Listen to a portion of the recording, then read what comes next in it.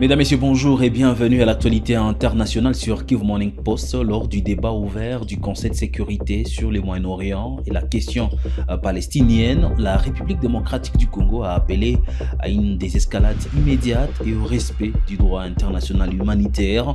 La position de la RDC a été présentée par son représentant permanent auprès des Nations Unies, l'ambassadeur Zeno Mukongo Ngai. La République démocratique du Congo réitère ses salutations respectueuses à son Excellence, M. Abdel Fattah bin Rachid Al-Zayani, et remercie son pays, le Royaume du Bahreïn, pour l'organisation de ce débat ouvert de haut niveau dédié à la situation au Moyen-Orient, y compris la question palestinienne. Dans le même esprit, nous tenons à saluer une fois de plus la présence de leurs Excellences les ministres et vice-ministres des Affaires étrangères à cette séance. Nous remercions également leurs Excellences, M. Espen Barth Eide, ministre des Affaires étrangères de la Norvège et représentant du comité de liaison ad hoc, M. Tony Blair, membre du conseil exécutif du Conseil de la paix, ainsi que M. Mohamed Khaled Kiari, sous-secrétaire général des Nations Unies, pour leurs exposés exhaustifs. Ma délégation salue l'engagement constant des Nations Unies et des partenaires internationaux en faveur de la promotion de la paix et de la sécurité internationale dans une région marquée par des tensions persistantes, comme en témoignent les développements particulièrement préoccupants récemment observés. La République démocratique du Congo exprime sa profonde inquiétude face à l'escalade des violences dans la région, notamment les affrontements récents impliquant plusieurs acteurs étatiques. Ces hostilités, par leur caractère désormais multidimensionnel, intégrant à la fois les dynamiques sécuritaires, humanitaires et économiques, ont causé des pertes civiles, endommagé des infrastructures essentielles et affecté des axes stratégiques de navigation avec des répercussions directes sur la stabilité régionale et internationale. Cette extension progressive des tensions, y compris dans le domaine maritime, illustre les risques d'un embrasement élargi et souligne, s'il en était besoin, que toute approche exclusivement militaire ne saurait offrir d'issue durable, mais exposerait bien au contraire la région à une escalade aux conséquences difficilement maîtrisables. Tout en rappelant la résolution 2817 du Conseil de sécurité, nous réitérons notre appel à la désescalade immédiate, à la retenue de toutes les parties et au respect strict du droit international, en particulier du droit international humanitaire, dans le plein respect des principes consacrés par la Charte des Nations Unies.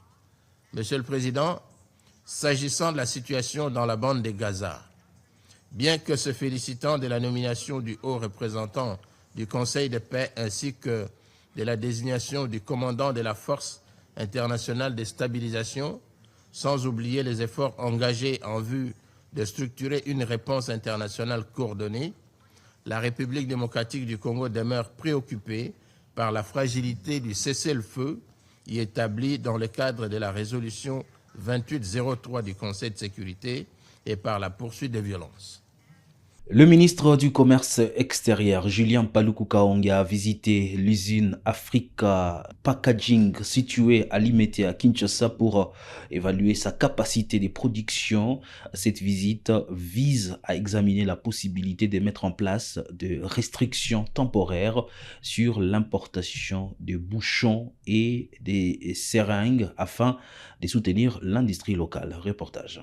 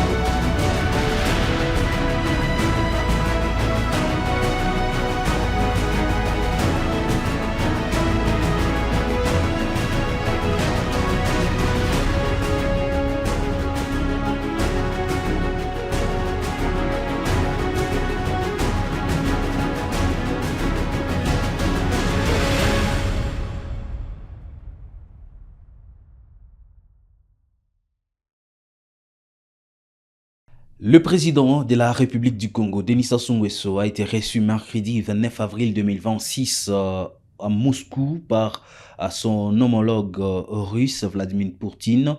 Cette rencontre s'inscrit dans le cadre d'une visite d'État visant à renforcer la coopération entre les deux pays.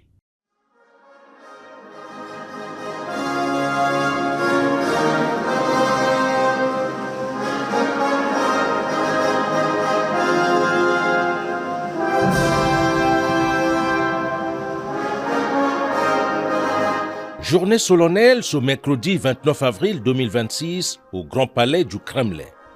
C'est le point d'orgue de la visite d'État du président de la République du Congo, Denis Sassou Nguesso, en Russie. Il s'agit bien de la réception du chef de l'État congolais par son hôte Vladimir Poutine dans la salle Saint-Georges.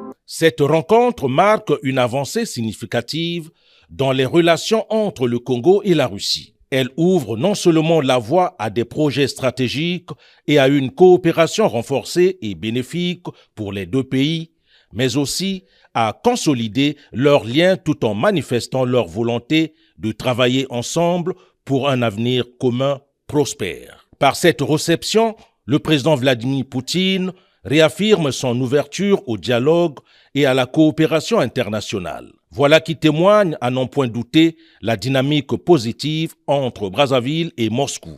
En misant sur un partenariat stratégique, Denis Sassou Nguesso et Vladimir Poutine entendent renforcer davantage leur collaboration pour explorer de nouvelles pistes de développement.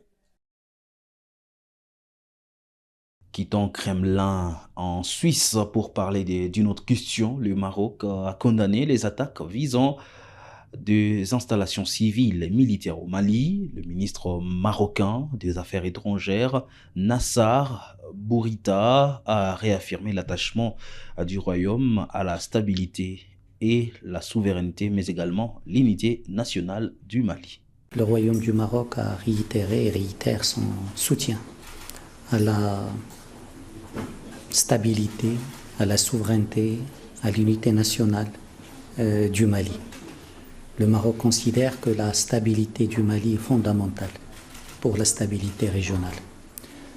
Le Maroc condamne ces attaques et considère qu'ils sont inacceptables et qui visent et qui ont fait beaucoup de victimes, y compris civiles. Le Royaume du Maroc aussi a noté une certaine connivence claire maintenant entre le séparatisme et le terrorisme. C'est quelque chose qui doit nous interpeller tous. Cette alliance objective entre séparatisme et terrorisme est un danger pour la stabilité régionale, est un danger pour le Mali, mais au-delà, c'est un risque fondamental. Et c'est la fin, mesdames et messieurs, de l'actualité internationale sur Kivu Morning Post. Merci à vous de l'avoir suivi. Si c'est pour la première fois que vous suivez Kivu Morning Post, abonnez-vous à la chaîne. On se retrouve d'ici là pour d'autres nouvelles.